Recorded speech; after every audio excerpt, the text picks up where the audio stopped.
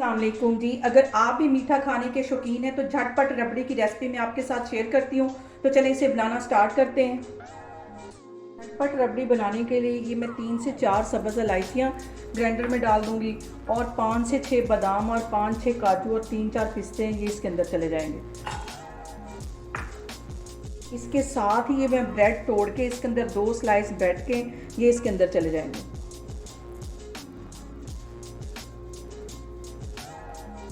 इन सबको मैं अच्छी तरह पीस लेती हूँ, ज़्यादा बारीक भी नहीं पीसना, इनको दरदरा सा पीसना है। तो फिर मैं आगे आपको दिखाती हूँ। यहाँ पे देखें जी, इन सारी ही चीज़ों को मैंने दरदरा सा पीस लिया है। तो आगे मैं आपको दिखाती हूँ। एक मैं पैन ले लूँगी और इसमें 3 कप के जितना ये मैं दूध डाल दूँगी।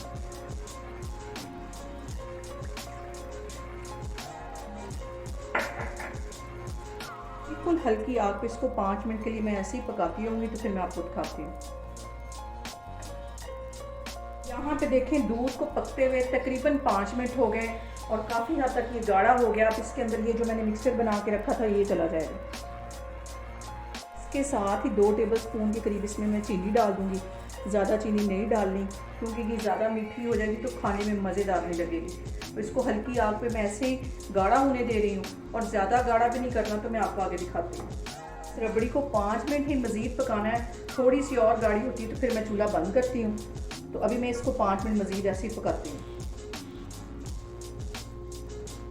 यहाँ पे रबड़ी को मैंने इतना ही गाढ़ा करना है क्योंकि ये ठंडी होने के बाद मज़ीद गाढ़ी हो जाएगी। तो यहाँ पे मैं चूल्हा बंद करती हूँ। तो फिर मैं आपको डिश आउट करके दिखाती हूँ। यहाँ पे देखें जी, झटपट हमारी रबड़ी बनके तैयार हो गई है।